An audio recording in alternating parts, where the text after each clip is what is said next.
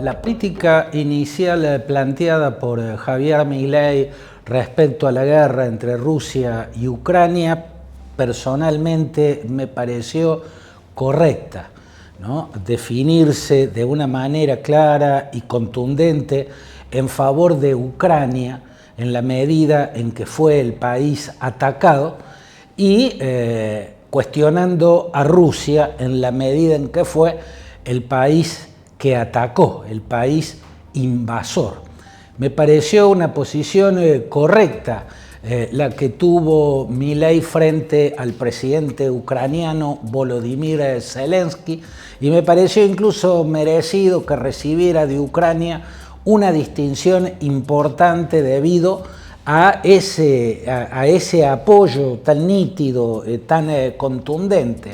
Sin embargo, en ese momento, cuando me referí a ese tema, también planteé en esta página y en otras páginas del periodismo gráfico en las que me expreso, en diarios y revistas del país y del exterior, también planteé que me aparecía una duda sobre la posición de Milei.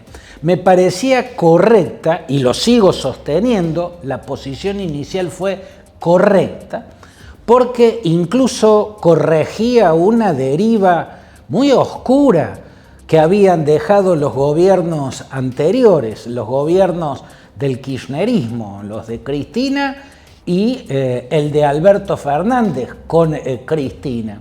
Cristina había empezado un coqueteo absurdo en términos políticos, como si Vladimir Putin fuese o tuviese algo que ver con el espíritu de la Revolución de Octubre de 1917, el Octubre Rojo, como si Putin fuese comunista, algo que es absurdo a todas luces. Vladimir Vladimirovich Putin es un ultraconservador, claro como el agua, que es un ultraconservador. Pero Cristina tenía esas veleidades, como Rusia alguna vez fue la Rusia soviética, lo cual también fue horroroso, porque fue un estado totalitario y brutal, pero no sé, en una suerte de burbuja ideológica estupidizante, algunos lo ven como si eso fuera ideológicamente muy lindo. Entonces querían aparecer pegado a eso, y la verdad es que era bochornoso. Bochornoso también fue la propaganda que se le hizo en los tiempos de la pandemia a la vacuna Sputnik, a través de la publicidad esa en la que iban los aviones de aerolíneas argentinas a Moscú y las azafatas lloraban y los pilotos se abrazaban, estaban en una proeza para traer la Sputnik. Había vacunas por todos lados, muchas eran evidentemente mejores incluso, pero lo que se difundía era la ida a Moscú a buscar la salvadora Sputnik. Me pareció la primera postura de Milei que corregía esa deriva turbia, triste, ¿no? De hacer algo funcional a un personaje como Vladimir Putin, como el presidente de Rusia. Pero cuando Milei actuó como actuó, ahí planteamos en esta página que eso iba a contramano de su alineamiento con Donald Trump. Explicamos que alinearse con Ucrania en esta guerra era totalmente correcto, pero que era incompatible con alinearse con Donald Trump. Y era incompatible, explicamos en ese momento, porque estaba a la vista que Donald Trump, que sí entiende el ultraconservadurismo y lo asume como tal, no se cree liberal, ¿no? Sino que se sabe ultraconservador, se sabe defensor de una plutocracia, ¿no? Un sistema donde los megamillonarios estén por encima de las instituciones republicanas. Y Putin lo mismo, es partidario de un capitalismo, nada más que con Estado más fuerte, y donde los oligarcas, como le dicen allá, a los ultramillonarios, bueno, conviven con el dueño absoluto del poder. La cuestión era que no era compatible alinearse con Ucrania y alinearse con Trump. Trump es pro-Putin. Y es algo de lo que se habla desde la campaña de las primarias del Partido Republicano en el 2015. En el 2015, cuando da la sorpresa Donald Trump al saltar al escenario político, entra a las primarias del Partido Republicano. Y ahí, en varios debates con los otros precandidatos, exalta la figura de Vladimir Putin, lo pone como ejemplo de liderazgo y exalta el sistema político que construyó Putin, la autocracia que construyó Putin como un sistema político eficaz y necesario. Lo pone como un modelo a seguir para el sistema norteamericano. O sea, a la democracia más antigua del mundo moderno, Trump le proponía dejar de existir para implantar el modelo ruso. Eso generó debates, se escribió mucho en Estados Unidos en ese momento. Después vino el ataque con hackers, los escuadrones de hackers del Kremlin, que atacaron la campaña electoral de Hillary Clinton para destruirla, para favorecer a Donald Trump.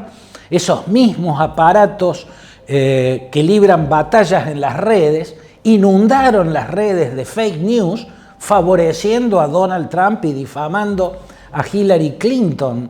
A esa altura ya muchas figuras del Partido Republicano empezaban a sospechar que había un vínculo oscuro entre Donald Trump y Vladimir Putin, ¿no? Lo planteó Mitt Romney, el ex vicepresidente Dick Cheney, el clan Bush, Arnold Schwarzenegger, ex gobernador republicano del estado de California, además de actor.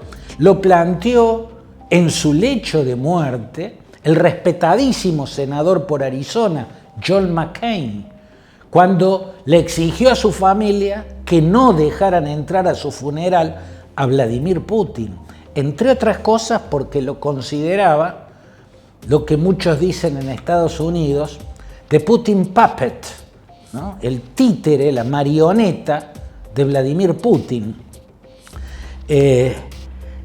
Se vio también, o quedó claro también en el 2018, en la cumbre de Helsinki, en la capital de Finlandia, se reunieron Trump y Putin, y luego, al dar la cara a la prensa, cuando le preguntaron si le había planteado a Putin por qué había tenido injerencia en las elecciones norteamericanas en las que él había ganado, Trump respondió, no tuvo ninguna injerencia. ¿Y cómo lo sabe? Porque le pregunté a Putin si había interferido en la elección norteamericana y me dijo que no. Parecía una broma, ¿no? Pero estaba claro, incluso cuando en su primer gobierno empezó a destartalar la OTAN, estaba claro de qué lado está Donald Trump en la guerra de Ucrania. Estaba claro desde hace más de un año cuando empezó a bloquear en el Congreso con los legisladores trumpistas, tanto en la Cámara de Representantes como en el Senado, empezaron a bloquear la ayuda militar a Ucrania, y eso es lo que le permitió en los últimos largos meses a Rusia avanzar. Avanza muy poquito, pero en todo caso avanza, mientras que Ucrania quedó debilitada. O sea, hace rato que viene ayudando a Trump, a Putin en la guerra de Ucrania, pero el presidente argentino lo desconocía. Parece que recién se enteró de cuál es la posición de Trump respecto a Vladimir Putin, con cuyo ultraconservadurismo no hay distancias en el caso de Javier Milei, tienen la misma mirada en muchísimos temas vinculados a la sociedad, a la cultura, son ultraconservadores. Trump lo asume y se asume admirador de Putin. Hay quienes son admiradores de Putin, pero todavía no lo saben. La cuestión es que lo que está claro es que, a pesar de que Kamala Harris en la última campaña electoral, en el debate se lo dijo en la cara, no me acuerdo cómo fue textualmente, pero le dijo: usted trabaja para Putin, usted es un aliado de Vladimir Putin y un enemigo de nuestros eternos aliados, los europeos. Se ve que Milei no prestó atención a nada de eso, entonces se había abrazado desde un principio de su gobierno, había alineado a Buenos Aires con Kiev y ahora tuvo que dar un giro en U, ¿no? Una voltereta copernicana, y quedó muy mal parado, fue bochornoso para la Argentina, un país que, como la mayoría de los países democráticos del mundo, apoyan a Ucrania porque fue invadida y ahí estalló la guerra. Bueno, cambió de posición rápidamente. Se ve que Milei recién la semana pasada, cuando de forma abierta, incluso descarada, Trump saltó a la trinchera de Vladimir Putin y desde la trinchera de Vladimir Putin atacó a mansalva a Volodymyr Zelensky, a Ucrania y a la Unión Europea. Recién ahí cayó la ficha. Y ahora, cuando hubo que votar en Naciones Unidas la moción presentada por Ucrania para exigir la retirada del ejército ruso del territorio invadido, Argentina se abstuvo. La abstención era una de las posiciones funcionales a Putin, no al pedido de Ucrania.